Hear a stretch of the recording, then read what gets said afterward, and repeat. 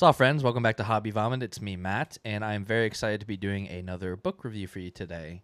Today, I am reviewing the book. I don't have the physical copy or my Kindle with me right now. The Between Two Fires by Christopher Buehlman. I keep wanting to say The Black Tongue Thief because The Black Tongue Thief is another book by Christopher Buehlman, and the only other book by Christopher Buehlman that I have read. I really enjoyed The Black Tongue Thief.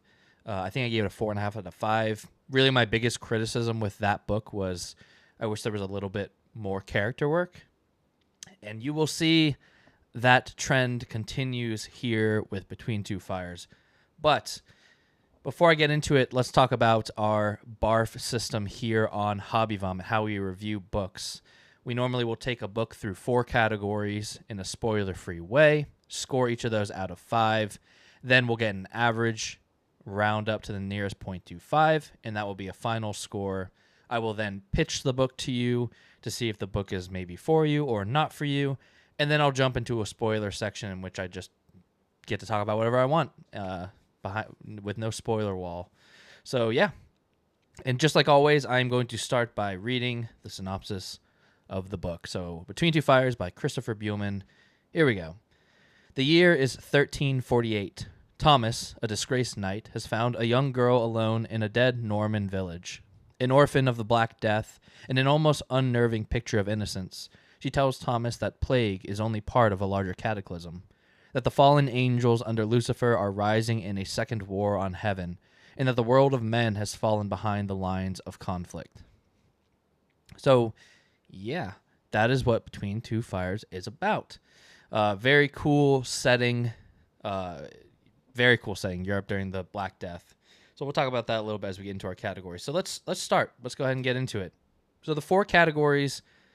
This is a very exciting video because I know there's going to be a ton of outrage from our audience, but we are making a change to the BARF system already. I know. I was really wanting to find a place to put like world building in there and prose and stuff like that, and I couldn't really find a place to put it. So we're changing A from appeal into authorial voice. Now that is going to kind of absorb all the things about appeal, basically what made it appealing to me. But it does include prose. It includes world building as well now, and it just sounds like a more appropriate name for the A in BARF. Who knows if that will stay? Who knows if we'll change any of the other ones? Who knows? But until then, let's jump right into our B, which is believable. Now, this is the lowest category for me in this book. I'm a character-driven reader, and I really struggled with the character work in this book, mostly because it almost doesn't exist. So I gave this a 2 out of 5. I just had a lot of problems with, it got to the point where this is broken into a couple of different parts, and I was doing a buddy read with a friend, and we'd finish a part and then chat a little bit, and I was like, almost every time I found myself going, yeah, it was cool. I wish I cared about the characters at all, and I just never did, and I kept waiting and waiting. I could see the groundwork for me to care, but that I needed some interaction or I don't know, anything, dialogue, something to really let me understand these characters and their journey. And I never got it, unfortunately. So there's almost no character work that really bothered me. Christopher Buehlman uses a tell, not show type of character work when he did. So we'd get to a certain point, and Buehlman, as the author, would tell me that a character felt this way, and I'd be like, they do? Why? Like, that makes no sense for them. Like, but okay, I guess they do because you told me they do, and that's I got to roll with it. So that I really struggle with that as well. It's like a character would go from point A to point B, not physically, but like emotionally. There were some changes in characters that never felt believable to me because there was no arc. It was just like they started here, and then Christopher Buehlman told me they were there, and I was like, okay. So yeah, that was a tough for me. This book centers around 2 really main characters, right? The knight and the girl that he's traveling with, and another big problem I had was like, I think we've all seen kind of this story before, be it The Last of Us or Logan or whatever. Like this disgruntled old man who, I mean, he's not old, but like an older man that is just like, I don't care about anything, blah blah blah. And then this young girl who changes him, and they grow into a father-daughter relationship. Right? We've seen it, but I just don't think it worked in this book, other than he told me that happened, which I struggled with. But the thing that was really interesting to me in a bad way was that, right, imagine Logan or The Last of Us, where every scene, Logan and X-23 or whatever her name is, or Joel and Ellie are just separated. They're just never together. And that's how this book is. Thomas and the girl are almost never together. They're traveling together, but one always goes off while the other stays. Or there's a scene between Thomas and a side character and the girl's not there. Or between the girl and a side character and Thomas isn't there. And they're almost just never together. And so there was no opportunity for that growth together because they just were never together. I found it very, very strange. And I think overall it hurt the book for me because I just kept waiting for... I don't think Buehlman was trying to hide that that's what this book is going for. And I kept waiting for it. I'm like, when am I going to see, I'm a quarter through the book and I'm like, when are they going to start bonding? Halfway through the book. When are they going to start bonding? I finished the book and I was like, when are they going to start bonding? Like Christopher, when are they going to start bonding? And I just struggled with that because that's kind of feels like what this book is supposed to be about. But I think it just really missed the mark there. Some other things about character work. There's pretty good dialogue. I like a lot of the dialogue. It felt real. It felt true to their characters. So yeah, dialogue was good. Each character has a struggle, but most of those struggles never really felt believable to me. And it's really hard for me to get behind a character when they're just telling me they're struggling with this because, and then you want them to change and grow, but it just never really happens until I'm told that it did. And I was like, all right. And then the last thing I'll say about character work is that, before I get to the spoilers, is that there are a decent amount of side characters in this book. And honestly, I think this is what frustrates me the most. I know that Buehlman can do it because all of these side characters felt so much more fleshed out and real than our main characters. A chapter would open up with just a couple paragraphs about a new character, and I'd be like, I understand this character. I know who they are. I like them. Or maybe not like them as a character, but like I get them. I feel like I understand them. But I can go a 350-page book and not feel like I understand our two main characters because there's just no growth, no character work. So it almost feels like a conscious decision by Buehlman, and maybe it's just like right over my head of why. But it just didn't work for me. So 2 out of 5 on believable for characters. All right, authorial voice. Now we are jumping to the opposite, the highest scoring category for me. This is a 4.5 out of 5. So really, like, I found myself after every chapter or during every chapter just thinking like, that was awesome. That was cool. Like, it's just like the ultimate cool factor. Which you wouldn't normally think for during the Black Plague in Europe because it's a horrible place. But like the world building and stuff is so good that it's just like, man, that's cool. Like I'd want to be there. Like, but not really. But like it just he paints his world so vividly and in a very unique way too. But yeah, every chapter was just like, that was cool. That I've never heard of that before. Like it's so unique. Which I just thought was very cool. I love dark fantasy, and that's what this is, right? The setting, it's dark fantasy. It borderlines on horror. I know there's people out there like, it's not horror, and there are some people like, it's absolutely horror. I could see it either way. I think there are horrific elements, and there's like, it is certainly an alternate history, right? We're talking about. It talks about in the synopsis, there's devils influencing the world, actual devils influencing the world, so there's monsters and whatever. So we're not grounded in reality here. So it's like an alternate history, which was very cool. And, I just think the world building was great. every chapter I was like, man, that was cool. That was awesome. Like, I can't wait to chat about that with my friend because like I've just never read anything like that. And pretty consistently throughout the book. So I think that was one of Buehlman's greatest successes in this book.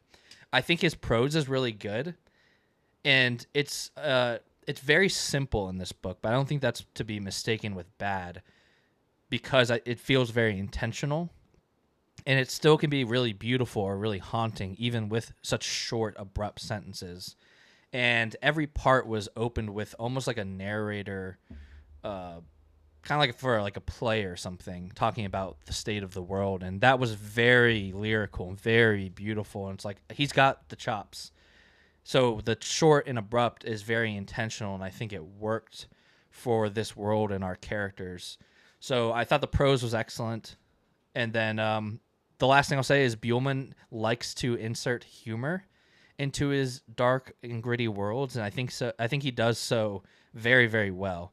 I found myself chuckling pretty often in this book, which is hard to do in a world that's so dark, right? I think that's a hard task to pull off, and I think he did. So 4.5 out of 5 for me on authorial voice. All right, next we've got rhythm. Rhythm, I scored a 3 out of 5. So I've also got some problems here.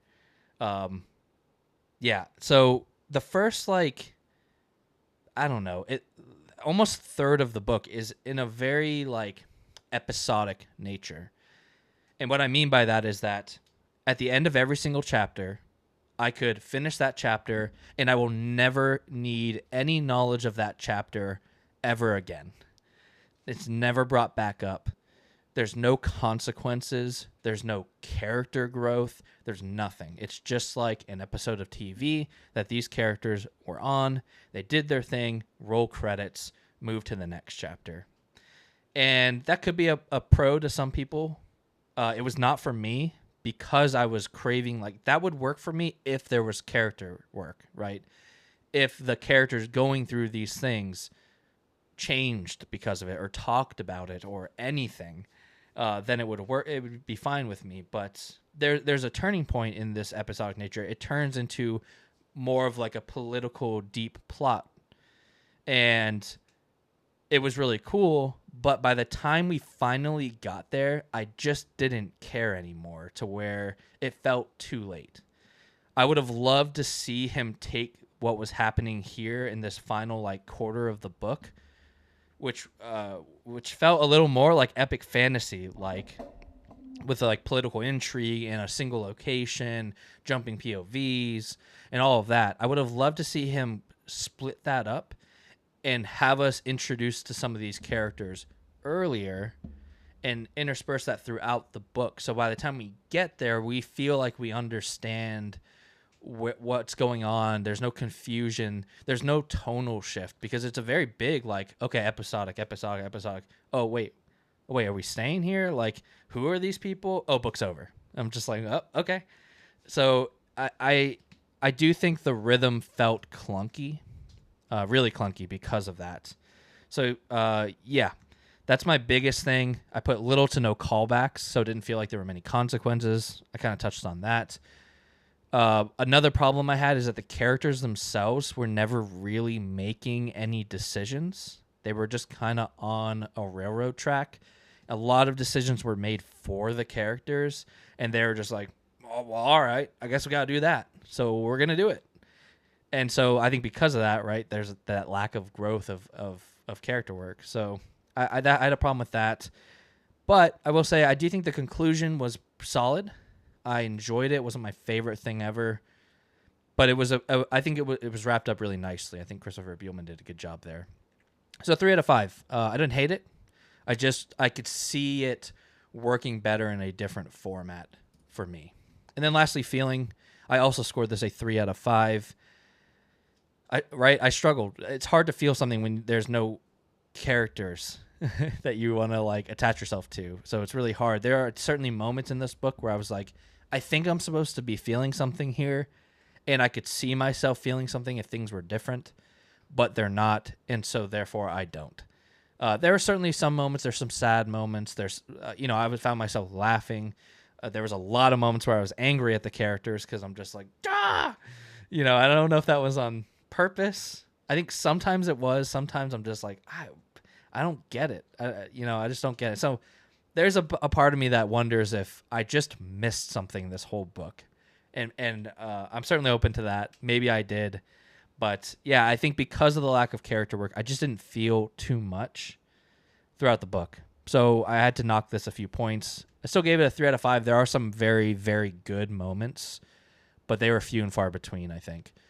So yeah, that 3 out of 5. And let's get to my final score. My final score, the average of those 4 categories, was, I think it was like a 3.17 or something like that. So on Hobby Vomit, we round up to the nearest 0.25. So Between Two Fires scores a 3.25 out of 5 for me. And I got to say, I'm pretty disappointed with that score because I had heard only incredible things, really. Like, this book is beloved, and I really wanted to love this book, and I've never felt so torn on a book because that, like, it was fun to read, and I loved the world building, and I loved the setting, and all of the things that happened were so cool and unique, and I loved chatting about those things with my friend. But on the other side, the lack of character work, it just hurt it so much. I never cared about these characters. I never cared. They were just walking husks getting from point A to point B, so there was a story. And I really struggle with that, to where normally that would tank a book for me, like completely tank a book. If you've got horrible character work, then it's hard for me to read a book. But the coolness was so high in this book, I think it saved it.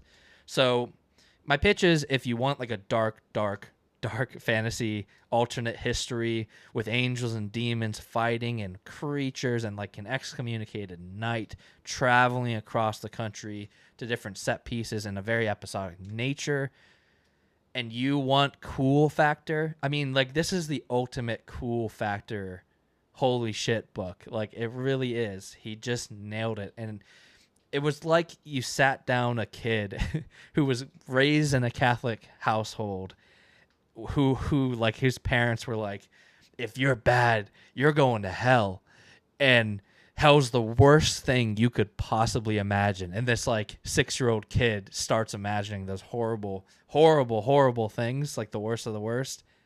And then he grew up and wrote this book about those horrible things. That's what this feels like. He is very imaginative and scary. Sometimes, especially as someone that grew up as part of in the Catholic faith, I found it very fun to read. So yeah, overall, I think if you're a plot-driven reader, this will be a 5 out of 5. I've almost no doubts, as long as the theme and setting work for you. I think his prose is really very readable, but serves a purpose. But yeah, the plot's excellent. If you're a character-driven reader, I think you'll struggle the way I did. I think. I never attached myself to these characters. And to me, I can see the light at the end, right? Like, if I just had great character work, this would be a 5 out of 5, because what happens and what these characters go through is so good. I just want to care about those characters while they go through it. And I never did. So 3.2 out of 5 Between Two Fires. Now, let's get into spoilers. Before I do, I just want to briefly say it's been about 3 weeks since I finished this book. I've had a really busy couple of weeks with work. Haven't been able to record many videos. So I didn't get to really take too many notes. I'm going to kind of just chat a little bit. This will probably be a little bit of a shorter spoiler section because I kind of said my piece with in the spoiler-free section, but I'm just going to kind of go off the cuff and say what I think I might want to say at these moments. So, spoilers. We're going into spoilers. If you've not read the book, if you think it sounds like a book for you, go pick it up. And if you don't think it's a book for you, I think you could still try it and have a good time and be okay with putting it down. But I think everyone should try. I think Buehlman's improved a lot, I will say. I think it's one of the coolest things is this came out 10 years prior to Black Tongue Thief. And I know that I read them in reverse order, but I can see the insane amount of growth that Christopher Buehlman has had as an author from Between Two Fires to Black Tongue Thief. So, yeah, give it a shot. But if you have read the book or you don't care about spoilers, then welcome to the spoiler section. So, I didn't really jot down too many notes. I kind of just want to talk about things a little bit more in detail to support my work, show my work, if you will.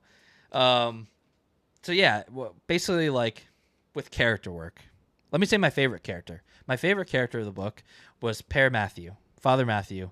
I really liked Matthew because he was the only character that I did get on board with his struggles. I believed him as a character. He felt like a believable character because we got some depth to him. He had struggles throughout it that felt real, and he tried to overcome those struggles, and his sacrifice at the end was really meaningful. And yeah, I just thought, like, that's what frustrates me, is because I know that Buehlman can do it. He did it.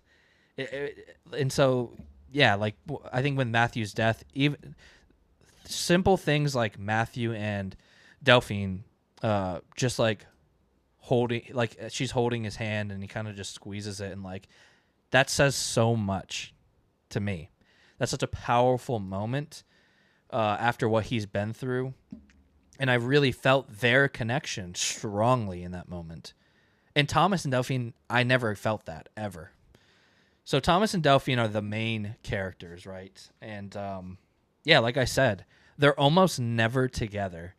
And that really bothered me because by the end, Thomas is calling her daughter and stuff. And like, I knew we were going to get there, but like, we never organically got there. He just went from like, oh, I don't care about you, girl, like, which is normal, right? That's the beginning.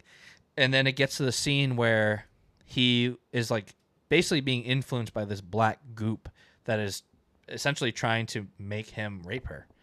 And he kind of fights it off in his head. He doesn't know what's happening though. He just thinks he's having like a vision, and all he knows is like the devils are trying to get him to do something, and he fights that, and he says no, and then he kind of wakes up, and she's all like happy, sad that he didn't do it, and he's all worried, and she's like, you didn't do it.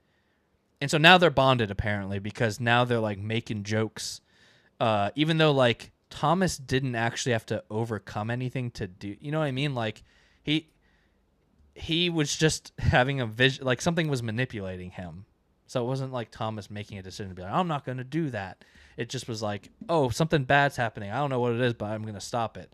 And then Delphine's like, yeah, you're a good guy. And I just like was like, okay. And so then that was their bonding moment, I suppose, because then from then on, the very few times they are together, they're like make a joke or two on like their donkeys and stuff. And so now I guess they're father and daughter. News to me, because for the rest of the book, it continues to be like, oh, Delphine runs off without Thomas. Okay, so now we got Thomas and Père Matthew. Or Thomas goes off to do something and Père Matthew and Delphine are together. But it's never Delphine and Thomas. And I'm like, how are we supposed to get their bonding moments when they're never together?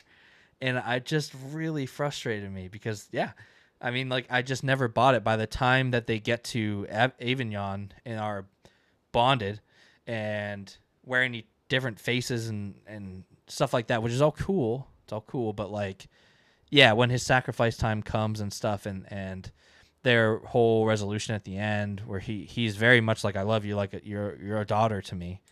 I'm just like, okay, Christopher Buehlman, if you say so, I guess I am forced to believe that is true. It never felt earned to me at all. So that's really it. I mean, yeah, as far as characters, I liked all the side characters. Even like another moment. So when they're in Paris and Delphine, they meet up with, I can't remember names, unfortunately, but they meet up with like the woodworker and his wife. And Buehlman tells us that the wife and the woodworker have lost a daughter. And Delphine has lost her parents. And when they first meet, Delphine and this woman, they kind of hold each other's hands, and there's a very touching moment that it says so much without having to spell it out for me.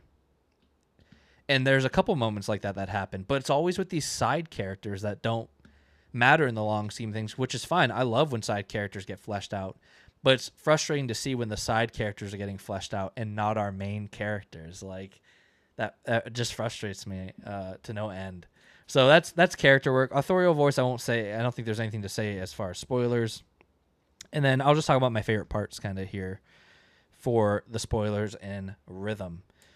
So what was the scariest part for me? Because I think there's a lot of horror elements in this book. I to me, the statue in Paris was the best part and the most horrifying, with like the statue of Mary kind of moving in with like a dangling dead baby, and like, oh yeah, it's just like the way it moved. It was almost like a motion blur, like statuesque, and yeah, I don't know, just the visuals that Buehlman painted in that scene were very, very terrifying to me. Yeah, that was the scariest part. And I just want to touch on, I kind of talked about it in the spoiler free, but Avignon had a lot of promise for me when we finally got there. I loved the setup with the Pope and the cardinals being corrupted by the devils, and Père Matthew's brother being the kind of the opposite of Père Matthew and having his chance to help, but really in the end goes against that and helps the corrupt Pope. And I love all that setup and stuff, but it came so late. I don't see why we couldn't have started getting drops of that throughout the book. Like, give me a little bit of that in each part. So then by the time we finally get to Avignon, we've seen what's happened. We know, we are kind of attached to Père Matthew's brother and that struggle. He finally hits that struggle of like, do I tell him or do I not tell him? And that feels like a big momentous moment. And we get to see the Pope get corrupted and replaced. And I would have loved that. It would have been a really cool thing. But instead, it just felt so episodic. And then we get there and he's like, no, now that you're 85% in the book, we're going to open this up into like, we're going to jump POVs and have a whole plot going on. And now it's over. And it just felt so abrupt and so unwarranted. I don't know. It just didn't work for me. But there was a lot of promise there, a lot of cool setup. I just would have liked to see the formatting a little bit different. Speaking of scary parts, the part with the Pope when he does get taken over, or cloned, or copied by the devil, or whatever you want to call it, with like the little tapestry popping off, and was creepy. It was so creepy. And then creepy in another way was the Pope. It's like, you're the... I get it was a different time. And so I think Christopher Buehlman does a good job of this. He's not like shying away from things the way that things were. But like, bro, this Pope, the good Pope, if you will, was like having sex with his niece.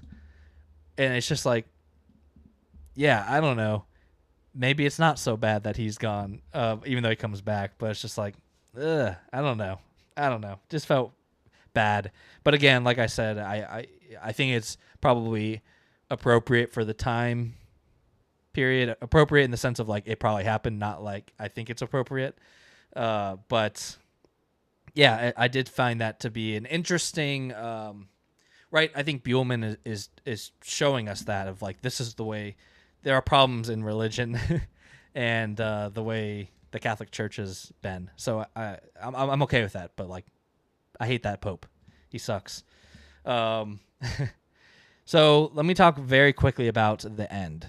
And then I think that's it, really. Because there's not too much to talk about, right? There's all these things that happen. Like there's the snake in the town. And then there's the scarecrow thing. And there's the boat part. And there's all these things that happen. But really, they're just like it happened and it was cool. Move on. There's no callback to it later. Like there's like the castle with the monkey brains and stuff, and like all of it very, very cool. I just wish it had like a lasting effect on our characters in some way or another, and it really didn't. So the end was a little tiny bit confusing, kind of. I think I followed it mostly, but I definitely had to have a conversation with my friend, so we helped each other get on the same page, particularly with Thomas reuniting with his wife after he is reborn from, or not reborn, but like brought back from hell. Thomas goes to hell to live out his worst possible fears, which is awesome, which I'm sure I've said it a million times in this video, which was awesome, because it really was. The cool factor in this book was like, whoa, to the roof. It was so cool. And scary when he's going through that, getting eaten over and over again. Then finally was like, you know what? I don't care anymore. I'm not scared. And they're like, all right, next level of hell. Here we go. But he comes back. And, I liked when he came back. And I liked that it was a very cyclical thing to where it's almost like the start of the book again with him finding Delphine. But from the get-go, they're very like father-daughter. I think they remember each other to a degree. But Thomas reuniting with his wife or seeing his wife again was a really powerful moment, I think. I wish I cared a little bit more, but I still liked it. So basically, yeah, at this point, he is a monk. Thomas, when he comes back, he's a monk. So is Delphine. She's going to go into the church. But he still wants to go back and see his wife, who is dying and blind. And he goes to talk to her at the end. And he doesn't really want to say who he is. He just wants to see her again and be there, feel her presence and stuff. He's not trying to like win her back in like a romance kind of way, like scoop her up and walk off into the sunset. It's not like that. I think that's why I like it so much. It's this he just goes to talk and read her last rites, and that's enough for him. He feels comforted and content with the way things are ending with that part of his life. And as he's leaving, she does the little 3 knocks with her ring that they have, a little inside thing that they do, which also says so much because that means that she knows it's Thomas, just maybe by his voice or inflection of his voice, or I don't know what, because she can't see, she's blind, but there's that sense of connection that she knows that you're Thomas. And there's so much that is said with that unspoken triple knock, and then he does it back of just like, I think that's the most beautiful part of the book and emotional part of the book for me. And like, man, it's emotional when I'm not even that attached to Thomas. And if I were, it would have kind of broken me, I think, because of just like our time is up. Like we can't just undo everything and go back and live our lives together. You know, what happened has happened. And I'm glad that you're here in this moment and we can experience to get this together one more time. But that's it kind of thing. And they both acknowledge that with the triple knock of their ring. They don't need to say anything more. They just let it sit unspoken. I found that really great, hauntingly beautiful, and emotional. So I really liked that part. I just could see it being heightened even more if I was really attached. But yeah, that's it. You know, last thing. I talked about it a little bit where I said characters themselves didn't feel like they made a lot of decisions. I just wanted to talk about that a little bit more.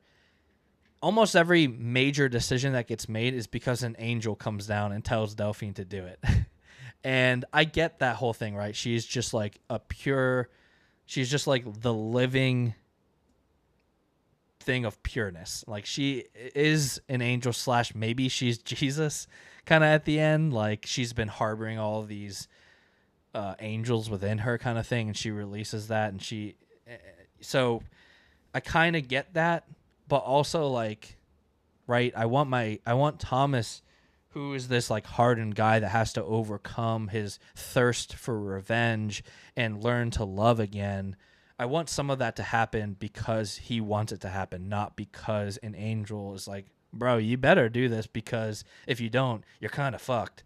You know what I mean? Like, and that's what it felt like. It's just like, do this or you're screwed. And they were like, okay, I think we're going to do this.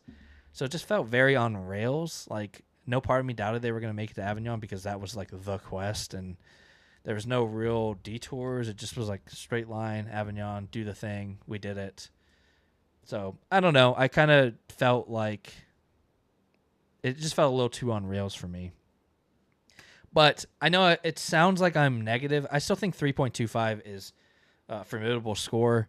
There's so much I loved about this book to where like I'm certainly going to read more Christopher Buehlman. I think I've seen the growth, right? For Black Tongue Thief, I gave that a 4.5. I think he's got it in him, and I love to see that growth going in the right direction, right? I'm glad it's not getting worse. And so this is kind of like a ground floor for character work. That's fine. The world building, that's his strength to me as a writer, is his world building, his ability to insert humor into dark worlds. I think that is his strength, and I'm glad to see the character work catching up because I think good characters heighten all of those other things. And unfortunately, I don't think it works in a reverse format. I don't think amazing world building can make me love a character. So that is my review of Between Two Fires by Christopher Buehlman. A 3.2 out of 5. I hope you enjoyed watching. If you agree, if you disagree, let me know. Either way, I appreciate you watching, and I will catch you for the next one. Goodbye.